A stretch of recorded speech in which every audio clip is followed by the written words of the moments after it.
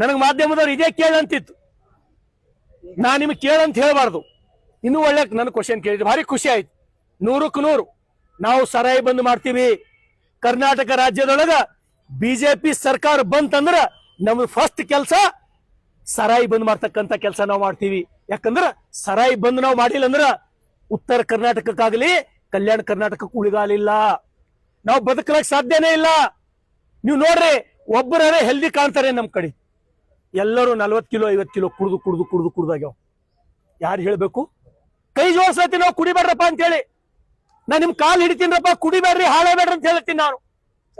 ಯಾಕಂದ್ರ ಅಡಿಕ್ಟ್ ಆಗ್ಯಾದ ನಮ್ ಜನ ಮುಗ್ಧ ಜನ ಅಡಿಕ್ಟ್ ಆಗ್ಯಾರ.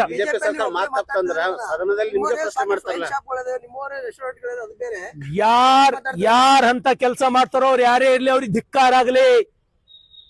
ರಾಜಕಾರಣದೊಳಗೆ ಇರ್ತಕ್ಕಂತ ರಾಜಕಾರಣಿ ಒಬ್ಬ ವೈನ್ ಶಾಪ್ ಇಟ್ಕೊಂಡು ಜೀವನ ಮಾಡ್ತಾನಂದ್ರ ಅಂತವ್ರಿಗೆ ಧಿಕ್ಕಾರ ಆಗ್ಲಿ. ಅವ್ರು ಎಷ್ಟೇ ಜನ ಇರ್ಲಿ, ಎಷ್ಟೇ ಪ್ರಭಾವಿ ರಾಜಕಾರಣಿ ಇರ್ಲಿ, ಅವ್ರಿಗೆ ಧಿಕ್ಕಾರ ಆಗಲಿ ಅಂತ ಹೇಳ್ತೀನಿ ನಾನು. ಜನರು ಬಡವರು ಸಂಸಾರಗಳು ಹಾಳು ಮಾಡಿ ನೀವು ಜೀವನ ನಡೆಸ್ತೀರಂದ್ರ ನೀವು ಒಬ್ಬ ರಾಜಕಾರಣಿಗಳ? ಸರ್, ಮುಂದೆ ನಿಮ್ ಸರ್ಕಾರ ಬಂತು, ನನ್ನ ಸರ್ಕಾರ ಬಂದ್ರ ಒಂದ್ ವೇಳೆ ಬಂದ್ ಮಾಡಿಲ್ಲ, ನಿಮ್ ಸರ್ಕಾರ ಬಂದ್ರ ರಾಜೀನಾಮೆ ಕೊಡ್ತೀರ? 100ಕ್ಕೆ 100 ಸರಾಯಿ ಒಂದ್ ವೇಳೆ ಬಂದಾಗಿಲ್ಲ ಅಂದ್ರ ನಾನೇ ಗೆದಿತೀನಿ. ಸರಾಯಿ ಬಂದಿಲ್ಲ ಮಾಡಿಲ್ಲ ರಾಜೀನಾಮೆ ಕೊಟ್ಟು ಹೊರಗೆ ಬರ್ತೀನಿ ನಾನು. ಶಾಸಕ ಸ್ಥಾನಕ್ಕೆ ರಾಜೀನಾಮೆ ಕೊಟ್ಟು ಹೊರಗೆ ಬರ್ತೀನಿ ನಾನು, ಸರಾಯಿ ಬಂದ್ ಮಾಡಿಲ್ಲ ಅಂದ್ರ. ಧನ್ಯವಾದಗಳು.